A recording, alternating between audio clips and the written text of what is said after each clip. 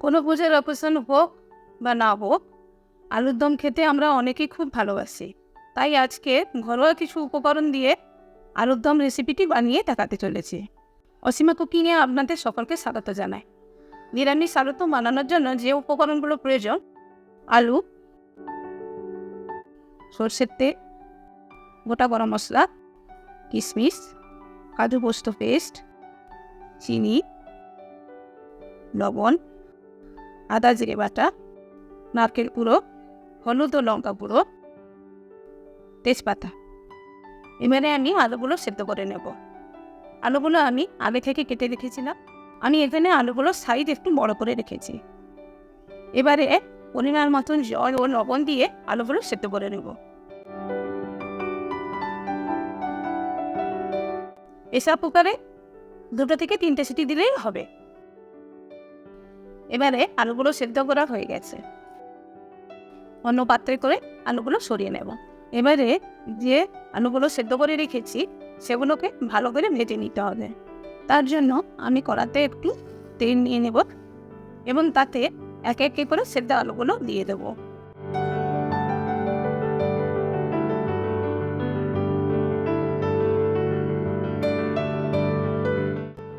এবারে একটু পরিমাণ মতন লবণ আর হাফ চা চামচের একটু কম হলুদ গুঁড়ো দিয়ে দেবো।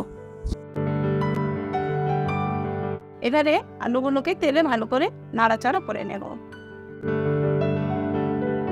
আলুগুলো ততক্ষণ ভাজতে হবে যতক্ষণ না সুন্দর একটা গোল্ডেন কালার চলে আসছে। এরপরে ভাজা হয়ে গেলে একটা পাত্রে তুলে নেব।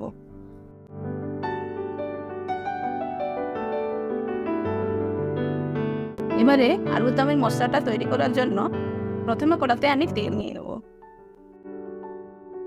তারপর 3 থেকে 4 গ্রাম মতো গোটা গরম মশলা দিয়ে দেবো। 2টো তেজপাতা দিয়ে দেবো। তারপর আদা জিরে বাটাটা দিয়ে ভালো করে নাড়াচাড়া করে নেব। এবারে 1 চা চামচ লঙ্কা গুঁড়ো, হাফ চা চামচ হলুদ গুঁড়ো দিয়ে ভালো করে নাড়াচাড়া করে নেব।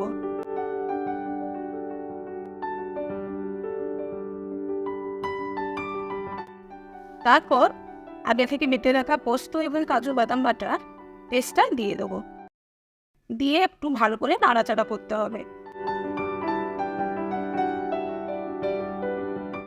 তারপর অল্প পরিমাণ জল দিয়ে দেব। দিয়ে ভালো করে নাড়তে হবে যতক্ষণ না মশলাটা তেল বেরিয়ে আসছে। তেলটা বেরোলে বুঝতে হবে মশলাটা পাক হয়ে গেছে। এবারে পরিমাণ মতো লবণ ও চিনি দিয়ে ভালো করে মশলাটাকে নাড়াচাড়া করে নেব। এবারে ভাজা আলুটা মশলাটাই দিয়ে দেবো।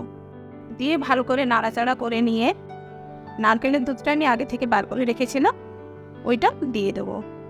নারকেলের দুধটা আলুর দমের স্বাদটা বাড়িয়ে দেয়, খেতেও খুব সুন্দর লাগে। এরপর ভালো করে তরকারিটা ফুটে গেলে জিরে গুঁড়ো দিয়ে কড়াটা নামিয়ে দেবো। এবারে আমাদের নিরামিষ আলুর দমটা সম্পূর্ণভাবে তৈরি হয়ে গেছে। আপনারা চাইলে পরোটা, রুটি, লুচি, ভাত যে কোনো সঙ্গে খেতে পারেন। ভিডিওটি পুরো দেখার জন্য অনেক অনেক ধন্যবাদ। যদি আপনাদের কোনো প্রশ্ন বা সাজেশন থেকে থাকে তাহলে অবশ্যই কমেন্ট সেকশানে জানাবেন।